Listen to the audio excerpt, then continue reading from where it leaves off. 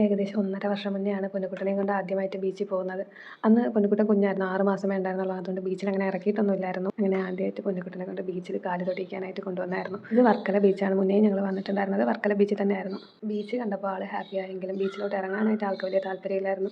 അങ്ങനെ ആ ശ്രമം പരാജയപ്പെട്ടു. പിന്നെ അച്ഛനും അമ്മയായിട്ടൊക്കെ ഫോട്ടോസൊക്കെ എടുത്തു. ബീച്ചിൽ ബനാന റൈഡ്, പാരാഗ്ലൈഡിങ്, സ്പീഡ് ബോട്ടൊക്കെ ഉണ്ടായിരുന്നു. ഞങ്ങൾ സ്പീഡ് ബോട്ടിനാണ് ടിക്കറ്റ് എടുത്തത്. ആദ്യമായിട്ടാണ് ഞാൻ ബീച്ചിൽ സ്പീഡ് ബോട്ടിന് പോകുന്നത്. നല്ലൊരു എക്സ്പീരിയൻസ് ആയിരുന്നു. പക്ഷേ എനിക്ക് നല്ല പേടിയും ഉണ്ടായിരുന്നു. കടലിൻ്റെ നടുക്ക് എത്തിപ്പെട്ട ഒരു ഫീലായിരുന്നു ശരിക്കും എനിക്കുണ്ടായിരുന്നത്. അത് കഴിഞ്ഞ് നൈറ്റ് ഫുഡ് കഴിക്കാനായിട്ട് വർക്കല ക്ലിഫിലോട്ട് വന്നു. കുറേ നടന്നതിന് ശേഷം ഞങ്ങൾ അവസാനം ഒരു റെസ്റ്റോറൻറ്റിൽ ഫുഡ് കഴിക്കാനായിട്ട് കയറി. അപ്പോഴേക്കും പൊന്നുകുട്ടൻ ഉറക്കമായി കേട്ടോ.